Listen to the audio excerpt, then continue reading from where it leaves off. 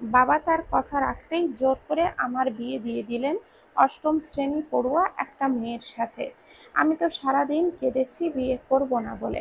মাত্রই লেখাপড়া শেষ করলাম, একটু স্বাধীনভাবে জীবনটাকে উপভোগ করব, তা নয়, বাবা আমার বিয়ে দিয়ে দিলেন। বিয়ের আগে বইয়ের চেহারাটাও পর্যন্ত আমি দেখিনি, দেখবই বা কেন? আমি তো এই বিয়েটা করতেই চাইনি, তাই মেয়ের মুখ দর্শন করার কোনো প্রশ্নই আসে না। আজ মা বেঁচে থাকলে আমার কষ্টটা বুঝতো। আগে শুনতাম মেয়েদেরকে জোরপূর্বক বিয়ে দিয়ে দেওয়া হয়, ছেলেদেরও যে হয় সেটা বাপের জন্মে দেখলাম, তাও নিজেকে দিয়ে। বউকে আর আমাকে আমার ফুপি একটা রুমের ভেতরে দিয়ে গেলেন। রুমটা সাজানো বেশ ভালোই হয়েছে, আমার প্রিয় ফুল দিয়ে পুরো ঘর সাজানো হয়েছে। ফুলের সুবাসে আমি সুবাসিত হয়ে যাচ্ছি। বউকে দেখার জন্য মনটা ব্যাকুল হয়ে গেল। আমার মন এমন ব্যাকুল কেন হচ্ছে জানি না। বইয়ের ঘোমটাটা উঠিয়ে দেখলাম আকাশের চাঁদ যেন আমার বিছানায় এসে বসে আছে। দুজনেই পাশাপাশি বসে আছি। আমি আরেকটু কাছে যেতেই বউ আমাকে বলল, খবরদার, একদম আমার কাছে ঘেঁষার চেষ্টা করবেন না। দুই টাক ষড়যন্ত্র করে আমার বিয়ে আপনার সাথে দিয়ে দিয়েছে। আমি মোটেও এই বিয়েটার জন্য প্রস্তুত নই, কেননা আমি রাফিকে ভালোবাসি। আমার বাবা এইসব পুরোটাই জানতো, তবু আমার বিয়ে আপনার সাথে দিয়েই ছাড়লো। রাফির কথা বলাতেই বাবা আমাকে বলেন, ওই চালচুলোহীন ছেলের সাথে তোর বিয়ে দিলে খাওয়াবে কি তোকে? লোকে তার বউকে যা খাওয়ায় তাই ও খাওয়াবে। লোকের তার বউকে খাওয়ানোর যোগ্যতা আছে, ওর কি যোগ্যতা আছে? বাবা, আমি অত কিছু বুঝতে চাই না, ওকেই বিয়ে করবো ব্যাস। ও ভাত না খাওয়াতে পারলে রুটি খাবো। কতদিন খাবি শুকনো রুটি? যতদিন ও ভাত না খাওয়াতে পারে। পরে তো দুজনেরই আর ভিক্ষা করে খাওয়া লাগবে, তাই খাবো। আমি তোর বাবা হয়ে এটা কি করে হতে দেই বল? আমি তোমার মেয়ে হয়ে তোমার কথা কিভাবে মেনে নেই বলো? তুই যদি চাস তোর বাবা অপমানিত হোক, তাহলে তুই এই বিয়েতে রাজি হোস না। আর তুই বিয়ে না করলে আমার চোখ যেই দিকে যায় সেই দিকেই চলে যাব। তবুও আমি আমার বন্ধুকে দেওয়া কথার বরখেলাপ করতে পারবো না। বাবা, এটা কোনো সিনেমার ডায়লগ গো। বাবা আমার কথা শুনে বাচ্চাদের ছেলের মতো করে কান্না শুরু করে দিল। আর বাবার চোখের পানিতে আমার মনটা গলে নরম হয়ে গেল। তাই আমিও বিয়ে করে নিলাম আপনাকে। পিচ্চি মেয়েটার কথা শুনে আমি হয়ে গেলাম। এতটুকুন একটা মেয়ে, তারও নাকি বয়ফ্রেন্ড আছে! শালার, আমি যে মাস্টার্স কমপ্লিট করে ফেললাম, তবুও একটা গার্লফ্রেন্ড জোটাতে পারি নাই বললে ভুল হবে। আমি গার্লফ্রেন্ড নামক প্যারাটা নিতে চাই নাই। তবে আমি আমার পিচ্চি বউটার বয়সে প্রেম কি জিনিস বুঝি নাই। আর সে রীতিমতো কারোর প্রেমে আসক্ত, যাকে বলে নেশায় আসক্ত। নেশাখোররা যেমন মদ গাঁজায় আসক্ত থাকে, ঠিক তেমনভাবে আমার বউও প্রেমে আসক্ত। যদিও প্রথমে আমিও এই বিয়েতে রাজি ছিলাম না, কিন্তু আমার পিচ্চি বউটাকে দেখার পর রাজি না হয়ে পারলাম না। ভেবেছিলাম কোনো একসময় বউকে রেখে পালিয়ে যাব, আর বাবা বুঝবে আমার স্বাধীনতায় হস্তক্ষেপ করার মজা। কিন্তু পরে মনটা পরিবর্তন হয়ে গেল। কথাই বলে না, আকাশের রং আর মানুষের মন কোনোটারই ঠিক ঠিকানা নেই। আমি হয়তো এই প্রথম কোনো মেয়ের প্রেমে পড়লাম, আর প্রেম করার আগেই পিচ্চি বউটা আমায় ছ্যাঁকা দিয়ে দিল। এটা সহ্য করার মতো না। আমি মেয়েটির কাছ থেকে নিজেকে দূরে রাখলাম। দেখলাম মেয়েটি ঘুমিয়ে গেছে। ঘুমিয়ে থাকা অবস্থায় মেয়েদের নাকি স্বর্গের পরীর মতো লাগে। আমার পিচ্চি বউটাকে দেখে আমিও সেটাই বুঝতে পারলাম। আমি সারা রাত বউয়ের দিকে চেয়ে চেয়ে আর বউকে নিয়ে হাজারটা স্বপ্ন বুনতে লাগলাম। আমি জানি হয়তো এই স্বপ্নগুলো আমার কখনো পূরণ হবে না। আমার পিচ্চি বউটা যে রাফির প্রতি আসক্ত, সে হয়তো একদিন আমাকে ফাঁকি দিয়ে আমার মায়ের মতো চলে যাবে। আমার মা তো না ফেরার দেশে চলে গেছে, আর বউটা রাফির সাথে দেশে চলে যাবে। তবু ওকে দেখে দেখতে তো পারবো। ওর কথা ভাবতে ভাবতে কখন যে সকাল হয়ে গেছে টের পাইনি। পিচ্চি বউটা ঘুম থেকে ওঠে, ঘুম ঘুম চোখ নিয়ে আমার দিক থেকে তাকিয়ে বলল, কি দেখছেন? এত দেখলে প্রেমে পড়ে যাবেন। আমি তো প্রেমেই পড়ে গেছি। মনে মনে বললাম, পড়লে কোনো সমস্যা? পিচ্চি বউটার চোখগুলো ডলে ডলে আমার দিকে বড় বড় চোখে তাকিয়ে বলল, মানে? কিছু না বাবা। এবার লঙ্কা ছোট হলেও ঝাঁজ আছে। এমনভাবে আমার দিকে তাকায় মনে হয় আমাকে আস্ত ওই চোখ দিয়েই গিলে খাবে। ও আমাকে একটা ঝটকা মেরে বলল, সরুন তো, ফ্রেশ হতে যাব। ওয়াশরুম কোন দিকে? আমি ওকে ওয়াশরুম দেখিয়ে দিলাম। ও ওয়াশরুমে ঢোকার সময় আমায় বলল, আপনি আমার জন্য একটা গরম গরম চা বানিয়ে আনুন তো। আমি তো অবাক। একে যতটা পিচ্চি ভেবেছিলাম ও কিন্তু ততটাও পিচ্চি নয়। বিয়ের প্রথম সকালেই স্বামীকে দিয়ে কাজ করাতে চায়। কোথাকার নবাব জেদি! আমি জীবনেও এক কাপ পানি ঢেলে খাইনি, আর সেই আমি যাব চা বানাতে? পাগল নাকি মাথা খারাপ? ওয়াশরুম থেকে বের হয়েই আমার চা কই, বানিয়ে খান। আমি বানাবো তো আপনি আছেন কি করতে? কি? আমি নরম গলায় বললাম, দেখো বউ, আমি তো চা বানাতে পারি না। ওই মিয়া ওই, আমি আপনার জন্মের বউ? কোন জন্মের বউ? কেন, এই জন্মে? আপনাকে না কালকে বললাম আমি রাফিকে ভালোবাসি? আচ্ছা ঠিক আছে, আমার ভুল হয়ে গেছে, সরি। শুধু সরিতে কাজ হবে না তো। বউ আমাকে কি করতে হবে? আবার কি বলবো? আমি তো তোমার নামটাও এখনো জানি না। হুম, বল, বলদ হলে যা হয় আর কি। আমার নাম অবনী। নাম না জেনে কেউ বিয়ে করে? আমি না হয় ঠেলাই করে করেছি। আমিও তো ঠেলাই করেই বিয়েটা করে নিয়েছি। কি বিড়বিড় করছেন? যা বললাম তাই করেন। কি করব বউ থুকু? অবনী, কান ধরে উঠবস করুন গুনে গুনে 10 বার, তারপর চা বানিয়ে আনুন। মেয়েটা বলে কি, এতটুকু পিচ্ছি মাইয়া আমাকে দিয়ে কান ধরে উঠবস করাবে? আমার ম্যামও আমাকে দিয়ে জীবনেও কান ধরে উঠবস করাতে পারেনি। ক্লাস 7-এ থাকতে একবার ক্লাস ফাঁকি দিয়ে হলে গিয়েছিলাম, ছবি দেখতে যাইনি। এক হিরো এসেছিল, তাকে দেখতে গিয়েছিলাম। যখন ক্লাসে ফিরলাম তখন ম্যাম বলল, জিসান, কান ধরে দাঁড়িয়ে থাকো। আর আমি বইপত্র না নিয়ে ক্লাস থেকে সোজা বাসায় পালিয়ে এলাম।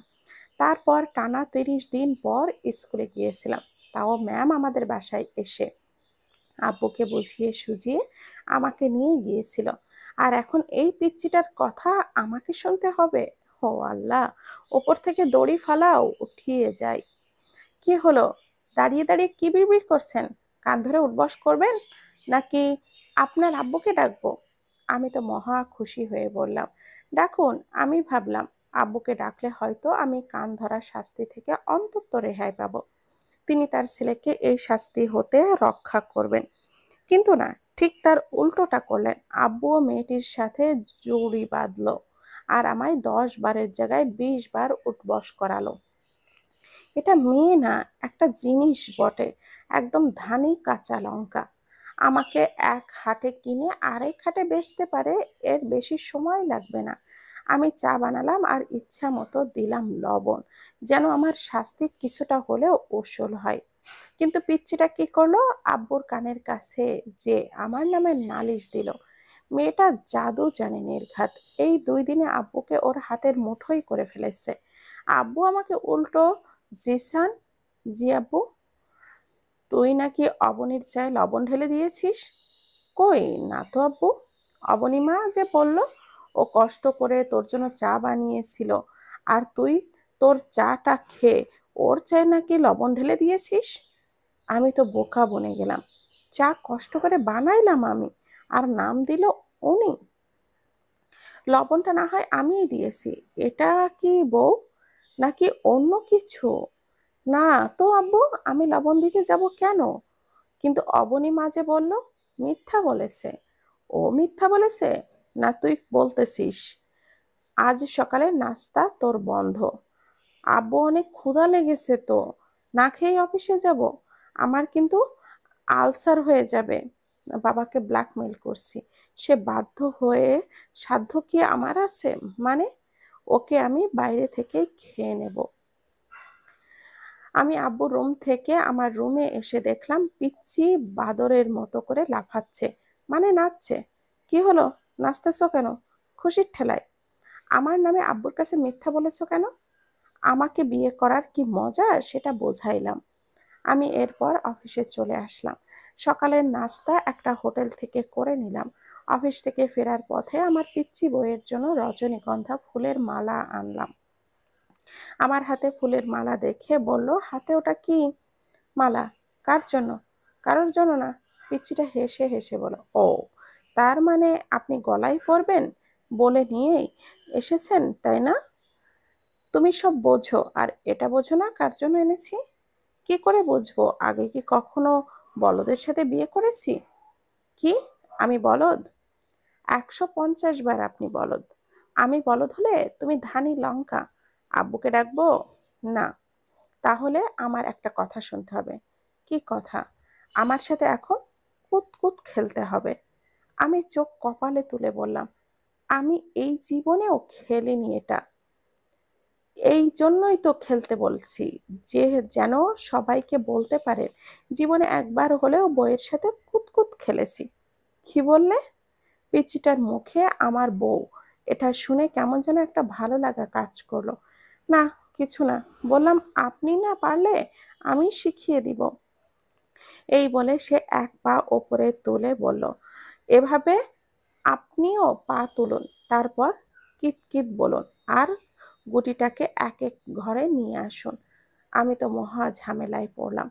এই রাতের বেলা এক ঠ্যাং তুলে আমাকে লাফাইতে হবে? আর এটা কি কিতকিত খেলা? ও আল্লাহ, কি বউ জুটালে আমার কপালে।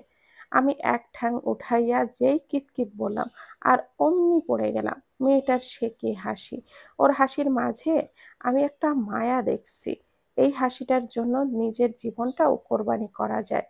পিচ্চি তখন হাসতে হাসতেই বলল, থাক, আপনাকে আর কিতকিত খেলতে হবে না। খাটের নিচে ফুটবল আছে, সেটা বের করুন। দুজনে আজ ফুটবল খেলবো। কে বলল খাটের নিচে ফুটবল আছে? আমি নিজে দেখেছি। এখন আর না বলতে পারবেন না। এখন খেলতেই হবে। আবার এটা বলবেন না যে আমি ফুটবল খেলতে পারি না। বললেও কি তুমি রেহাই দিবে? যে জল্লাদ! কি বললেন? দাঁড়ান, দেখাচ্ছি মজা। এই বলেই এই রাতেও আব্বুকে ডাকতে লাগলো। ওর ডাকার স্টাইল দেখে আমি হেসে মরতেছি আর বলতেছে, ও টাক শ্বশুর আব্বা। শ্বশুরকে কেউ টাক শ্বশুর আব্বা বলে? আমার হাসি ও আরো দেখে জোরে জোরে চিল্লাতে শুরু করলো। আমি তখনই মুখটা চেপে ধরলাম আর আমার হাতে দিল এক কামড় বসিয়ে।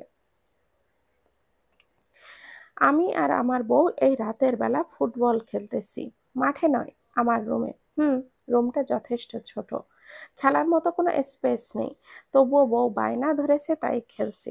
শুধু বউ বায়না ধরেছে বলেই যে খেলতেছি তা কিন্তু নয়। ওর সাথে না খেললে যে আমার আব্বুকে গিয়ে ইনিয়ে বিনিয়ে কিছু বলবে, আর শাস্তি হিসেবে আমার সকালের নাস্তাটা অফ হয়ে যাবে। আমি এবার একটু পেটুক। আমাদের খেলা শেষ হলো রাত 2টায়। বউ আর খেলবে না, এখন ওর ঘুম আসছে। বউ ঘুম ঘুম চোখে আমায় বলল, মশারিটা একটু টানিয়ে দিন তো। আমি মশারির নিচে শুবও না, টাঙাতেও পারবো না। কয়েল জ্বালাও। আমি কয়েলের ধোঁয়া সহ্য করতে পারি না। তাহলে বারান্দায় যেয়ে ঘুমাও। বউ সত্যি সত্যি একটা কাঁথা আর বালিশ নিয়ে বারান্দায় চলে গেল। আমি ভেবেছিলাম হয়তো বউ আমার সাথে আবারও ঝগড়া করবে মশারি টানানো নিয়ে, কিন্তু সেটা করলো না। এই 2 দিনে ওর পাগলামিগুলোর প্রেমে পড়ে গেছি। মানুষ বলে না, যখন কেউ সত্যিকারের প্রেমে পড়ে তখন সে শুধু তার নয়, তার করা সব কিছুর প্রেমে পড়ে। যেমন পাগলামি, ঝগড়া, দুষ্টুমি ইত্যাদি। আমিও তেমন প্রেমে পড়েছি ওর দুষ্টুমির, ওর হাসির, ওর অভিমানের। ও যদি কখনো আমায় ছেড়ে চলে যায়, আমি সত্যি বাঁচব না। বেঁচে থাকলেও হয়তো পাগল হয়ে যাব। আমি যে তুমুল প্রেমে পড়েছি, এমন প্রেমে যে আগে কেউ পড়েছে কিনা জানি না। আমি ওকে বারান্দায় যেতে দিলাম না। ওকে মশারি টানিয়ে দিয়ে আমি নিজেই বারান্দায় চলে এলাম। খুব সুন্দর চাঁদ উঠেছে আকাশে। চারিদিক জ্যোৎস্নায় মো মো করছে। এমন জ্যোৎস্না রাতে বসেই হয়তোবা কবিরা কবিতা লিখেছে।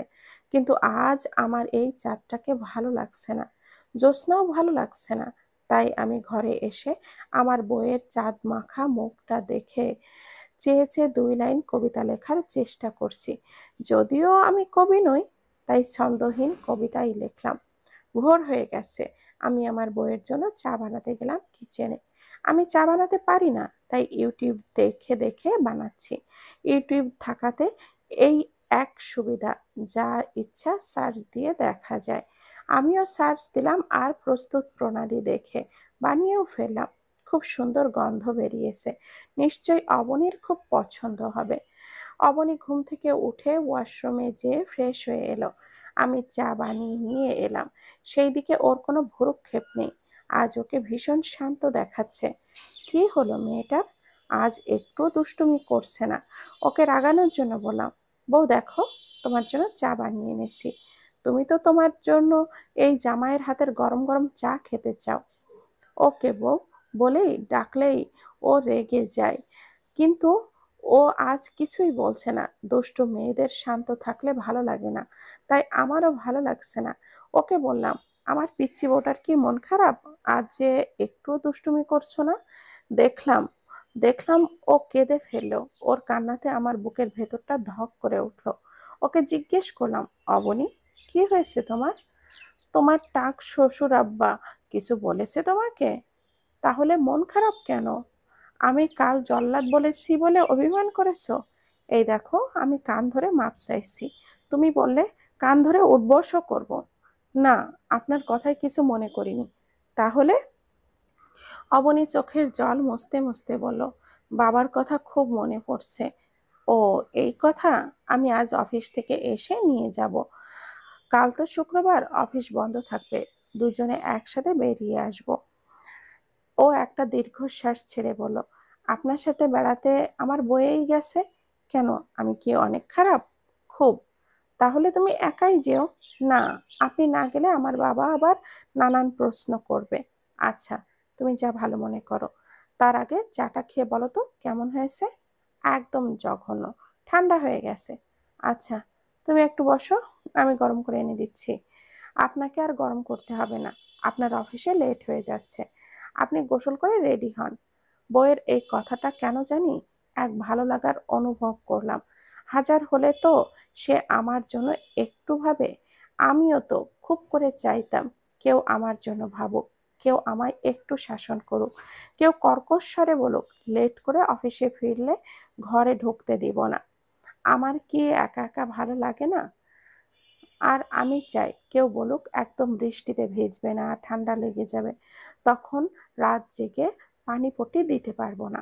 আমি গোসল করে এসে দেখলাম পিচিটা আমার সাদা শার্টটা এনে চা ঢেলে রেখে দিয়েছে। আমি অফিসে কি পরে যাব এখন?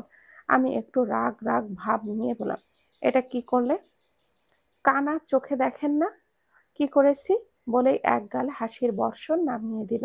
আমি বললাম, আকাম করে আবার হাসতেছো? ও বলল, হাসবো ছাড়া কি কাঁদবো? তাছাড়া আপনি যেটা পারেন না সেটা শুধু শুধু কেন করেন? কি করি? এই যে রাগ করার অভিনয় করেছেন, আপনি অভিনয়ে একদম কাঁচা।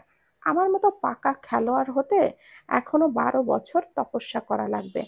তাই নাকি? দেখতে চান? দেখাবো। কি দেখাবে? 1 মিনিট দাঁড়ান, দেখাচ্ছি। বলেই আব্বুকে ডাকতে লাগলো। আব্বু চলে এলো।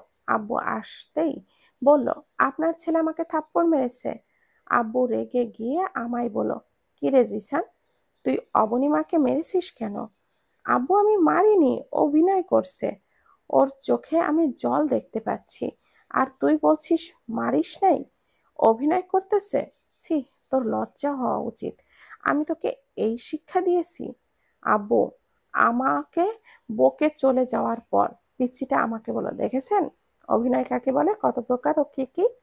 হুম, আমি তো আগেই বলেছি, ধানি লঙ্কা। বড় বড় চোখ করে চোখ দুটো কপালে তুলে ওড়নাটা মাজায় বেঁধে আমার দিকে এগিয়ে এসে বলল, কি বললেন? সাহস থাকলে আরেকবার বলুন। আমি ওর কানের কাছে যেয়ে বললাম, আজ তোমার বাপের বাড়ি নিয়ে যাব না। মন খারাপ করে কাঁদো কাঁদো গলায় বলো, সরি। পিছিটা আবার সরিও বলতে পারে? এত সুন্দর করে সরি বলে যে ওকে মাফ না করে থাকা যায় না। আজ অফিস থেকে সব কাজ শেষ করে দ্রুত চলে আসলাম, কারণ এই প্রথম আমি আমার বউয়ের সাথে শ্বশুর বাড়িতে যাব। ভাবতেই ভালো লাগছে। বাসায় এসে দেখি বউটা আজ সুন্দর করে সেজেছে। ওকে সত্যি আজ দারুণ লাগছে। পিচ্চিটাকে আরও পিচ্চি পিচ্চি লাগছে না, মনে হচ্ছে একদিনেই ওকে যেন টেনে টুনে লম্বা বানাইয়া ফেলেছে। ও আয়নায় বসে বসে সাজতেছে। আমি যেতেই ও আর চোখে তাকিয়ে বলো, কারোর ঘরে আসলে নক করে আসতে হয়। স্বামীদেরও কি নক করে আসা লাগে? কেন, স্বামীদের জন্য কি নিয়ম আলাদা? তা নয়, তবে স্বামীরা আসতে পারে। 3 বার কবুল বললেই কি স্বামী হয়ে যায়? কেন হয় না? না। তাহলে দেখুন, আমাদের বিয়েটা লোক দেখানো বিয়ে। আর বিয়ে হয় তখনই যখন দুটি মনের সম্মতি থাকে। কিন্তু এই বিয়েতে আমার সম্মতি ছিল না। সুতরাং কি বলতে চাচ্ছি বুঝতে পারছেন? আজ পিচ্চিটা এত ভারী ভারী কথা কেন বলছে? কেন আমার মনটাকে ভেঙে চুরে তছনছ করে দিচ্ছে? আমার বুকটা যে ব্যথায় কোকিয়ে উঠছে। চোখ দিয়ে টুপটাপ পানি ঝরতে লাগলো। আমি দ্রুত মুছে ফেললাম, যেন পিচ্চিটা না দেখে। আমি মনটা শক্ত করে স্বাভাবিক থাকার চেষ্টা করলাম। ওকে বললাম, খোলা চুলে তোমায় ভালো লাগছে না, আমি কি তোমায় একটা মালা এনে দিব? ও আমার মুখের উপরে না বলে দিল। কিছুক্ষণ ভাবনা চিন্তা করার পর ও বলল, নিয়ে আসুন। আমি এক দৌড়ে ফুলের দোকান থেকে একটা মালা কিনে নিজের হাতে খোপায় পরিয়ে দিলাম। ও বলল, আমার টিপটা একটু ঠিক করে পরিয়ে দিবেন? হুম। আমি ওর টিপটা ঠিক করে পরিয়ে দিলাম। মুহূর্তে আমার বুকে থাকা কষ্টগুলো দূর হয়ে গেল।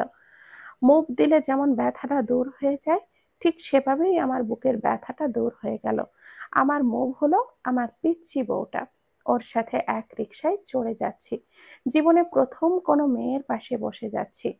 আমার হয়তো লজ্জা লাগার কথা, কিন্তু আমার লজ্জা লাগছে না। আমার দাদুর মুখে একবার শুনেছিলাম, প্রিয় মানুষদের পাশে বসে গেলে লজ্জা লাগে না, সব লজ্জা ভালোবাসায় মিলিয়ে যায়। আমারও তাই হলো, সব ভালোবাসায় মিলিয়ে গেল। আমরা বাসায় পৌঁছালাম, মানে আমার শ্বশুর বাড়িতে আসলাম। রিক্সা থেকে নেমেই ও আমার হাতটা ধরে নিজের থেকে এই প্রথম ওর হাতের ছোঁয়া পেলাম। এই দিনটা লিখে রাখতে হবে।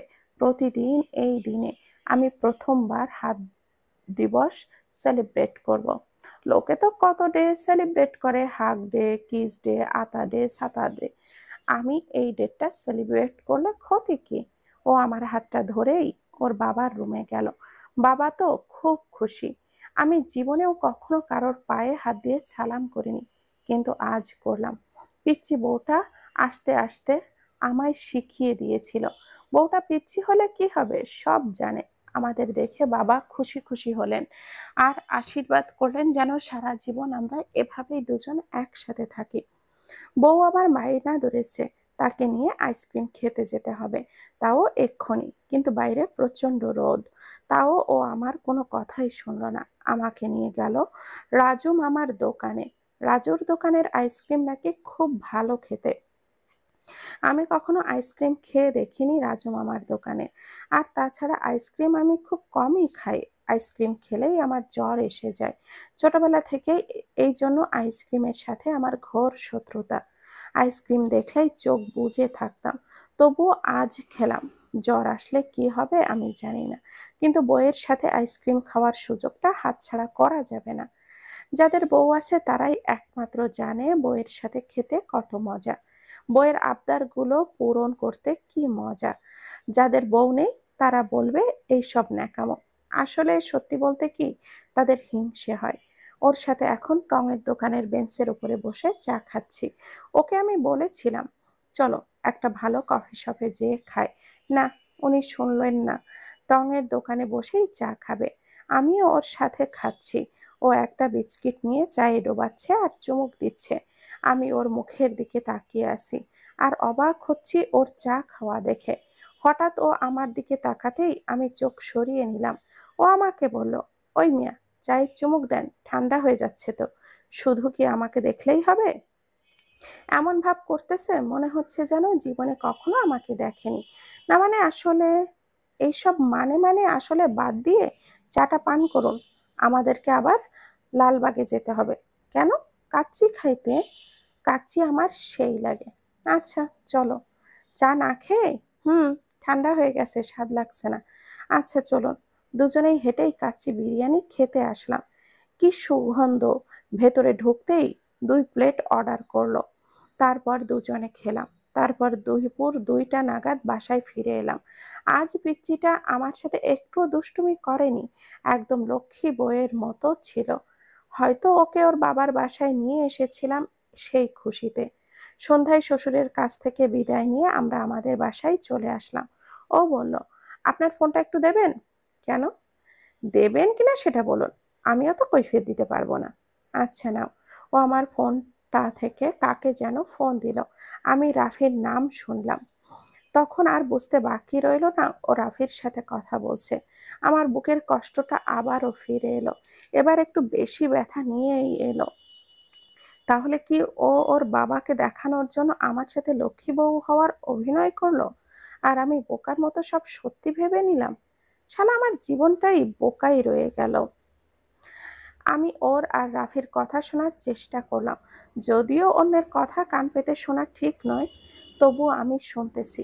কারণ আমার বুকের ব্যথাটা যে ক্রমাগত বেড়েই চলেছে। বুকের ব্যথাটা কমানোর জন্য হলেও শোনা দরকার। হ্যালো রাফি, আমি আর তোমায় ছাড়া থাকতে পারছি না, প্লিজ আমাকে নিয়ে যাও। কি? আর 2টো দিন পরে আসবে? আচ্ছা, তবে আমি তোমার পথ চেয়ে রইলাম। আমি শুধু অবনীর কথা শুনলাম। রাফির কোনো কথাই আমার কানে এলো না।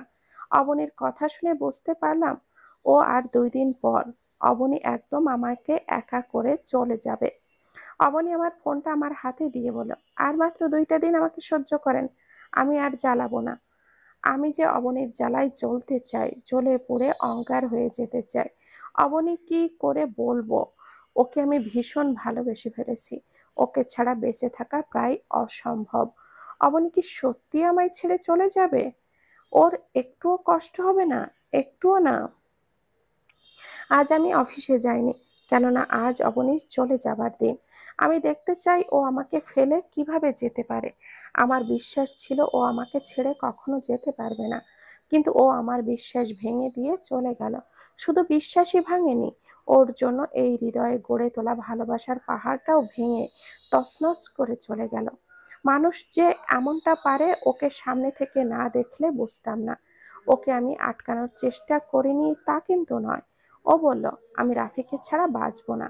আমি চাই ও বেঁচে থাকুক, আমার সাথে না হোক, রাফির সাথেই তাতে খুশি থাকুক। তাই ওর চলে যাওয়ায় আমি আর বাধা হয়ে দাঁড়াইনি। ওর চলে যাওয়ার পথের দিকে চেয়ে আছি। টুপটাপ করে চোখের অশ্রু গড়িয়ে পড়ছে। আমি জোরে কান্না করতে পারি না, তবে আজ কেন জানি খুব জোরে জোরে কান্না করে 2 হাত তুলে খোদার কাছে বলতে ইচ্ছে করছে, কেন এমনটা হলো?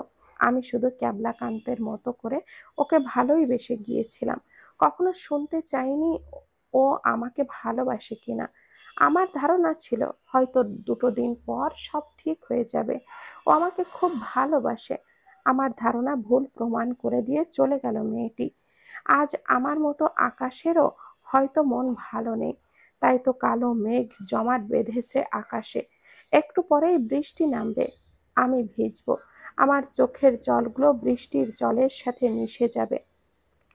হঠাৎই আমার পেছনের এক জোড়া হাতের পরশ অনুভব করলাম। সামনে তাকাতেই দেখি আব্বু আমার সাথে।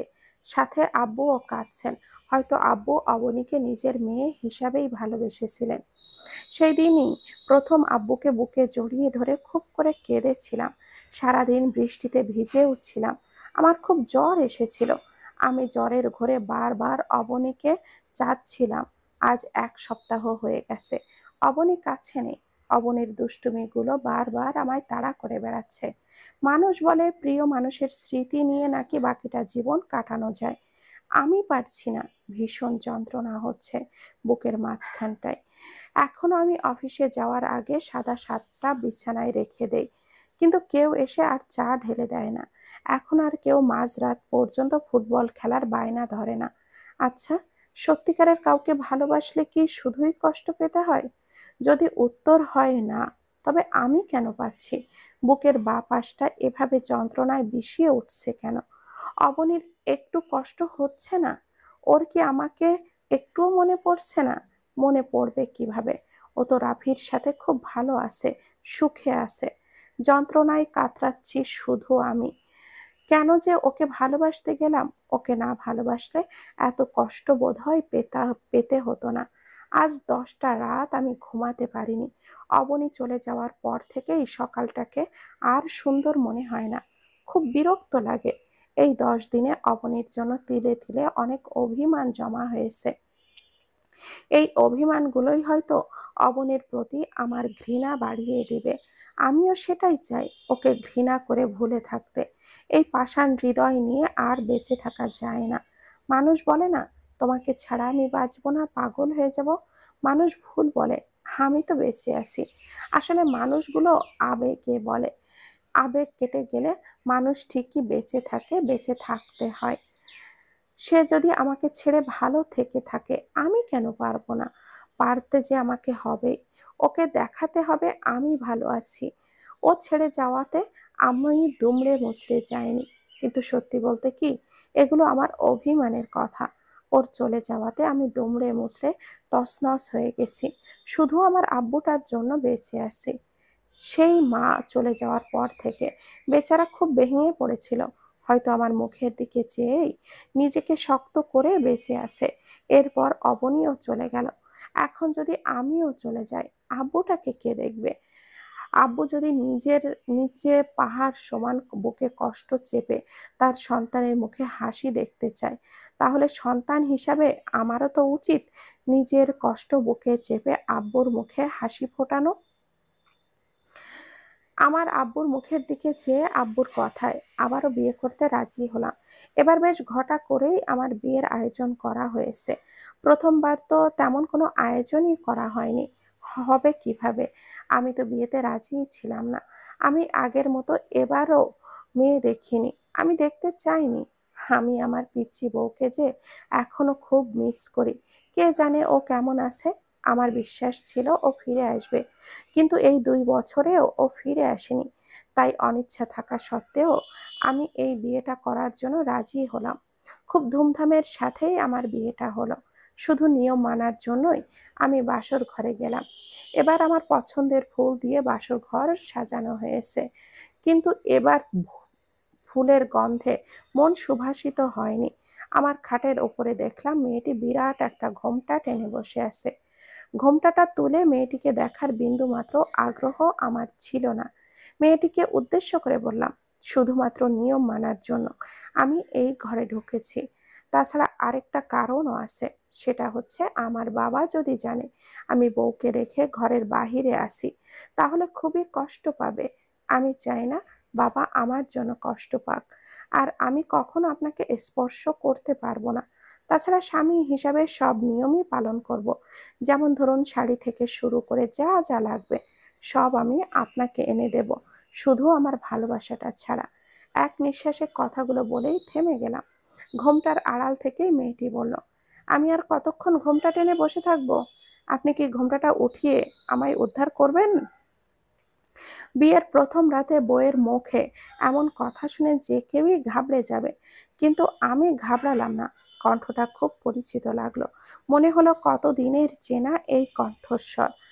আবার মনকে স্থির করে বললাম, আমি যার কথা ভাবছি, যাকে মনে করছি, সে তো রাফির সঙ্গে সংসার নিয়ে ব্যস্ত। হয়তো এটা আমার শোনার ভুল। তাছাড়া একজনের কণ্ঠ আরেকজনের মতো হতেই পারে। এই তো, আমি যখন অনার্স 2য় বর্ষে পড়ি, তখন আমার এক ক্লাসমেট ছিল। সে শাহরুখ খানের মতো করে কণ্ঠে কথা বলতে পারতো। তাই বলে কি সে আসলেই শাহরুখ খান? তখন আবারও মেয়েটি বলল, কি, আগের বউকে কি আজও ভুলতে পারেননি? তবে আমায় বিয়ে করেছিলেন কেন? এবার আমার ধৈর্যের বাঁধ ভেঙে গেল। আমি মেয়েটিকে দেখার জন্য ব্যাকুল হয়ে গেলাম। কেননা আমার যে আগে বিয়ে হয়েছিল সেটা এই মেয়ের জানার কথা না। তাছাড়া আব্বু আমাকে বলেছে যে এই মেয়ে তোমার অতীতের বিয়ে সম্পর্কে জানে না।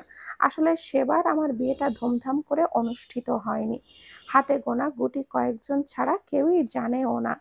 তাহলে মেয়েটির তো জানার কথা নয়। সবকিছু কেমন যেন গোলক ধাঁধার মতো মনে হচ্ছে। আমি মেয়েটির ঘুমটা ওঠাতেই একটা 240 ভোল্টের শক খেলাম।